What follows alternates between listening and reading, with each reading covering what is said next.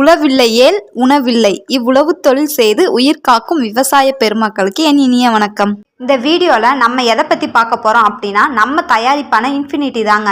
இது ஒரு வகையான பயோ பெஸ்டிசைட் கன்சார்ஷியா, உயிர் பூச்சிக்கொல்லி கூட்டமைப்பு.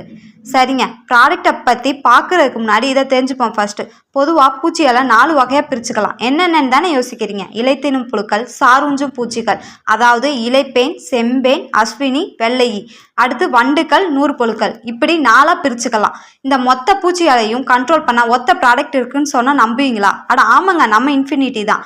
இதில் மொத்தம் 5 நுண்ணீர் இருக்குது. என்னென்னு தெரியுமா? Metarhizium anisopliae, Beauveria bassiana, Verticillium lecanii, Verticillium chlamydosporium, Nomuraea relay.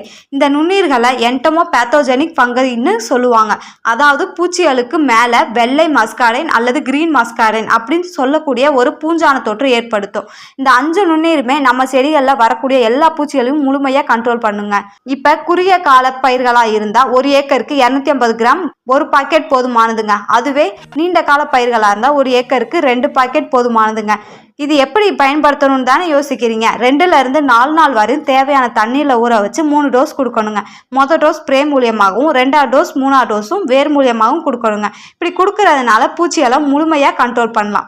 எனவே இன்ஃபினிட்டி பயன்படுத்தி பூச்சிகளை ஒழிப்போம், இயற்கை விவசாயம் செய்வோம், விஷமில்லா உணவு உண்வோம். நன்றி. மேலும் விவரங்களுக்கு 6385599983